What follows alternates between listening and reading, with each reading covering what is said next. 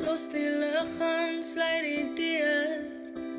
Almal gaan nie 2 keer dood nie, maar almal kry seer. Hoe vat ek die woorde terug, dieselfde mond wat vloek en bid?